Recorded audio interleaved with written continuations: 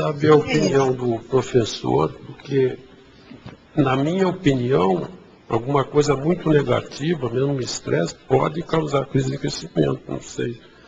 Não, mas sempre causa crescimento pelo seguinte, toda consciência evolui.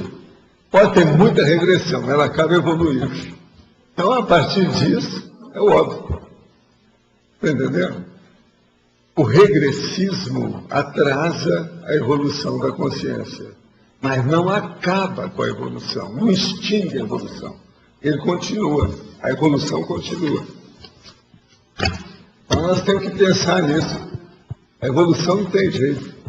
Mesmo que a pessoa vá para um planeta evolutivamente inferior, ela vai acabar evoluindo.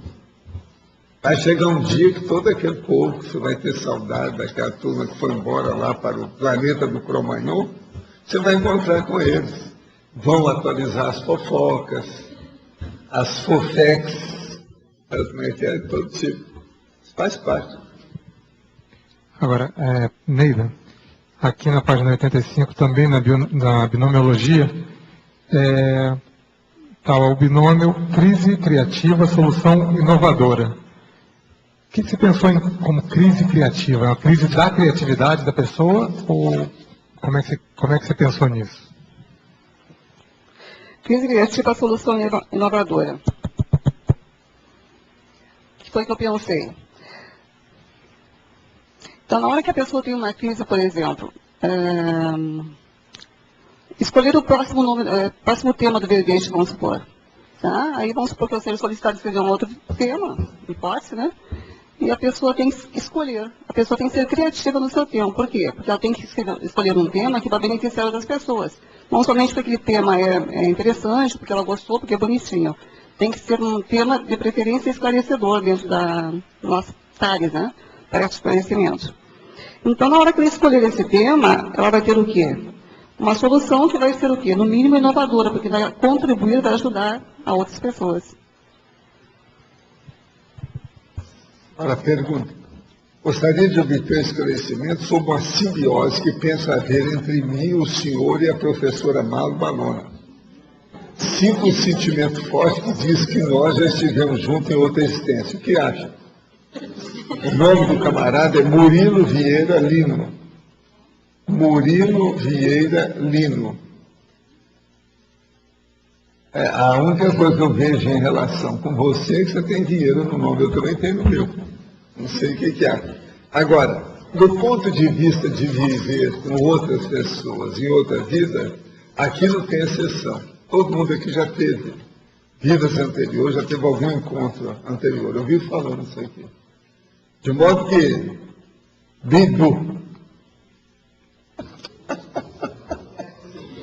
Não, é o tal negócio do Bidulac. Em vez de Badulac, é o Bidulac. O termo simbiose que está muito forte, talvez seja um raporte, alguma coisa. Não, rapport, é um trio madrigal. A gente cantava junto noutra evolução da vida. Então fazia um trio. Os matutos do sertão acabaram de chegar. Tá certo? Agora veja, nós éramos homens ou éramos mulheres? Aí já começa a especificar bem isso. Agora aqui outra pergunta. Em binomiologia, página 85, o binômio crise criativa, solução inovadora. Poderia exemplificar? Pois é. Não, mas talvez é bom. Repita aí, porque... Bom, o exemplo que eu dei para o professor João Paulo, que fez a pergunta, foi o seguinte. Se eu tiver que escolher um novo tema de verbete, né? Então, a ideia é que a pessoa escolha, no meu caso, né, que escolha um tema que vá auxiliar outras pessoas, que vai contribuir, que vai enriquecer, não só porque o tema seja, que eu achei o título interessante, bonitinho, ou mais fácil de escrever, que escreva uma coisa que vai contribuir. Então, a solução, vou colocar o óculos sem óculos, não vai, né? Essa crise, para mim, vai ser uma coisa de criatividade, e a solução que eu vou encontrar vai ser uma solução inovadora. O professor pode nos contar sobre o momento em que ficou conhecendo a identidade de André Luiz na condição de Carlos Chagas? Poderia descrever o fato? O caso é o seguinte. Aos 13 anos, na minha casa, nós estávamos fazendo um debate, eu estava de férias, e fazendo um debate lá dos processos de assédio lá dentro de casa, devido ao meu pai e outras coisas mais, e tinha uma tia também nisso. Então, o que se passa? Foi dado uma série de lápis, uma porção de página para as pessoas sentar numa mesa para todo mundo ver quem é que era psicógrafo.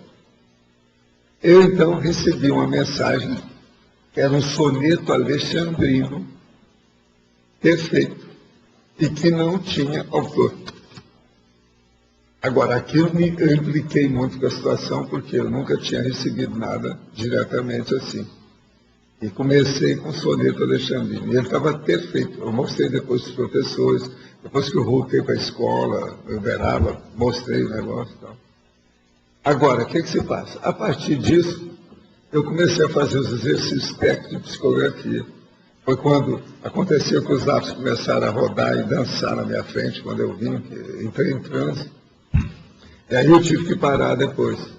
Nesse ínter, logo em seguida, começaram a aparecer algumas pessoas e consciência que eu conheci. Gente que eu conhecia, etc. Tal, o cara que gostava de mim quando eu era menino, pequenininho e tal. Agora, entre eles, então, apareceu o Carlos Chagas. Eu já estudava o processo do Carlos Chagas, a doença, entende? E já tinha interesse em fazer medicina com os negócios todos nessa idade. Agora, com isso lá, estudando e vendo os dados, eu acabei recebendo mensagem. E depois ele falou, não, vou dar uma mensagem, só que não é bom falar no meu nome, que vai criar problema por causa da família e tal, tal. Porque o pai dele era cientista do Vaticano, pra vocês terem uma ideia. O problema é terrível. Agora, em vista disso, eu comecei a receber uma série de mensagens. Aí eu fui olhar com mais calma as mensagens que ele dava através do Chico, nos livros. Isso tudo, quando eu encontrei com o Chico, foi mais de 10 anos depois, eu já conhecia tudo sobre André Luiz, os processos, sabia das mensagens que eu tinha, mas não falava muito nisso. Nunca tinha publicado nenhuma mensagem que eu recebi dele. Agora, foi muita coisa que eu vi. E outra coisa, no meu curso de medicina, eu encontrei com a pessoa que conviveu com o Carlos Chagas. Quando ele era moço, os troços todos, viu de perto, tudo. Foi meu professor de universidade.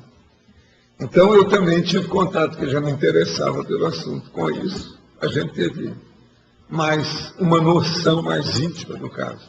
Outra coisa, muita coisa dele era em Minas Gerais. A gente de Minas Gerais, o negócio todo, sabe como é que é? E outra coisa séria. Só para uma pessoa ter ideia.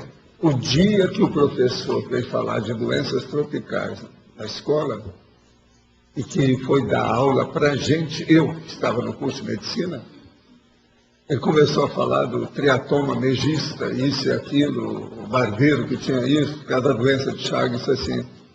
Aí eu estava sentado na faculdade, perto da janela, peguei um papel, coloquei o triatoma em cima e falei assim, professor, o senhor quer falar do triatoma, é esse aqui? Estava lá dentro da aula nossa, da Faculdade de Medicina Liberal. E isso é que acontecia mais. Então isso aí eu nunca pude esquecer. Agora veja, quem me chamou a atenção? Adivinha quem é que me chamou a atenção na hora para eu ver a janela que estava lá perto, que eu estava sentado assim, a janela estava aí. Eu cheguei na janela, estava lá. E era megista. Se for estudar depois, ele era autêntico, é o brabo, mais sério. Estava na sala da aula da Faculdade de Medicina de doenças tropicais, que a gente estava estudando a doença de Chagas. Vocês veem que esse negócio de sincronicidade, essa coisa toda, que isso é antigo. Então, isso é que eu vejo. Agora, outra coisa. Tem aí um desenho no movimento espírita sobre André Luiz, e quem fez o desenho fui eu. Você está entendendo? Está rodando por aí. Lá não tem autor. Quem é que fez o desenho? Está rodando por aí afora. Quem fez aquele desenho foi eu. Deformaram o desenho algumas vezes.